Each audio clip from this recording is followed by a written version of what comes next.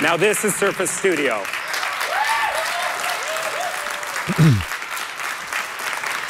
I guess the knob's useful. I think the lying it back is great. So I walk you through it, but this is really a new way to create. It's a new way to produce. It's absolutely a new way to work. It's meant to turn your desk into a studio.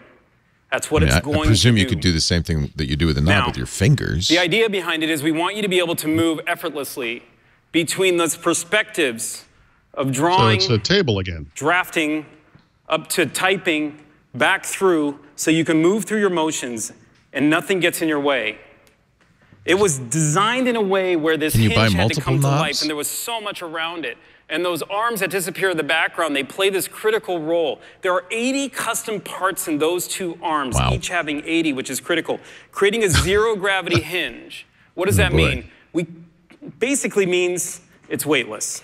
That's exactly what Steve Jobs said about the lamp Mac. I owned one of those iMacs, and that was weightless as well. It was really impressive. That's exactly what he said. That was the whole. And not just weightless, but it could stay where you left it. Right. It wouldn't wobble or whatever. Right. He made a big point of that. That was what, 15 years ago? 10 years ago? And if you wanted to draft, 15. And if you wanted to create, pretty sure it was 2001. We talked about the screen.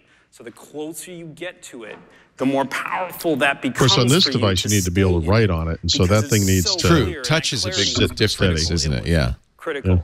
So I'm going to bring us to the Surface Pen now. This is one of my favorite devices on the planet. I think it's making a difference in so many people's world. We're seeing pens catch up digitally everywhere. I think it's just awesome. People are writing again. I believe that writing pulls out creativity in many of us, almost all of us. Put your pen to paper, and it's meant to be innate. It's something you have always done. But then take Microsoft Office, and let's bring up that studio document one more time. So I'm going to bring up the studio doc, and I'm going to walk you through some of the technicalities of the pen here. And we'll bring that up for you. So this is that same document. Try not to take too many pictures. There's a lot of pieces coming together here. But the first thing I'm going to do is I'm going to zoom out and take just a different look at the collection of images here. I'll probably come here. And this is the design for thermal that we're looking at, which is cool. Now, if I want to edit a document in that real-time editing, have you seen this with Word? It's a very, very cool way to look at it. I'm going to do this in red. You don't actually have to do anything anymore. The idea where you pick up a pen, put it down to paper, and start writing. And remember, put it down to paper. This is an 8.5 by 11 sheet of paper. What makes this demo kind of weird is I'm a lefty. So I'm sorry about that. And, you know, I write weird, but I'm going to just show you some positions so you can kind of understand where I'm able to put my arm down and relax the way I want to. Now, this is Windows working, what we call palm rejection, where it's so important that when you lean on this device, you get all the way into it. If you're going to immerse yourself, nothing wants to bring you out.